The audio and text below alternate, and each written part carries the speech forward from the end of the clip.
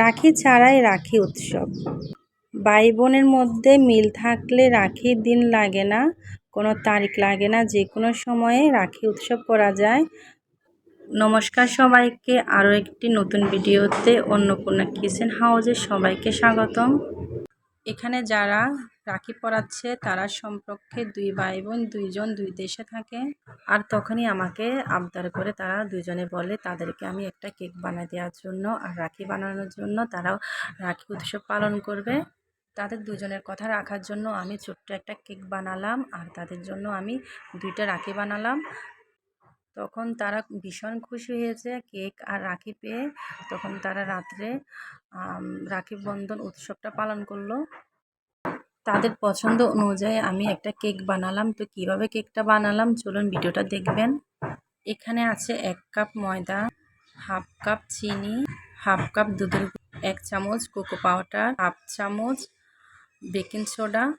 আমি এখানে একটি বাটিতে 2টি ডিম নিয়েছি। এখানে আমি ডিমের সাদা অংশ আর ডিমের কুসুম একসাথে হ্যান্ড বিটারের সাহায্যে একটি ফোম তৈরি করব। আবারও একটি ডিমের সাদা অংশ আমি ফোম করে নিব। ফোম করা হয়ে গেলে 2টি মিশ্রণ আমি একসাথে মিশিয়ে নিব। ডিম যত বেশি পাটানো হবে কেক ততটাই ফন্সি আর ফোম কেক হবে। এখন আমি হাফ কাপ চিনি দিয়েছি, চিনি দিয়ে আবারও হ্যান্ড বিটারের সাহায্যে ভালো করে মিশিয়ে নিব। হ্যান্ড বিটারের সাহায্যে ভালো করে মিশাতে হবে যাতে করে চিনির কোনো দানাদার না থাকে। এখন আমি দিয়ে দিব চিনির ওই কাপে 1 কাপ সাদা তেল। এখন আমি সব শুকনো উপকরণগুলো ছেলে নেব।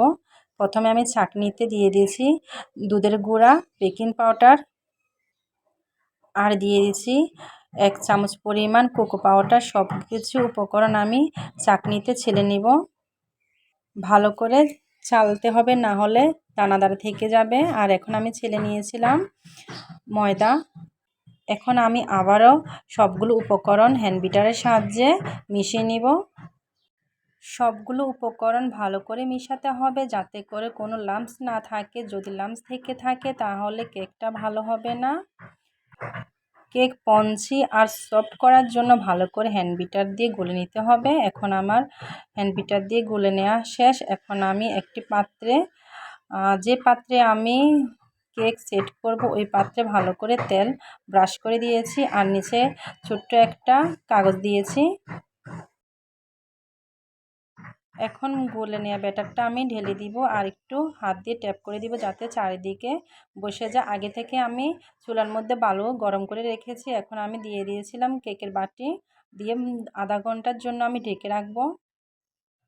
ঠিক আধা ঘন্টার পর কেক আমি চেক করে নেব। একটা কাঠির সাহায্যে আমি কেকটা চেক করে নিয়েছি। কাঠের একদম পরিষ্কার এসেছে, তার মানে বোঝাই গেছে আমার কেক রেডি। এখন আমি নামিয়ে নিয়েছি। দেখুন কেকটা কত সুন্দর হয়েছে, একদম স্পঞ্জি হয়েছে কেক।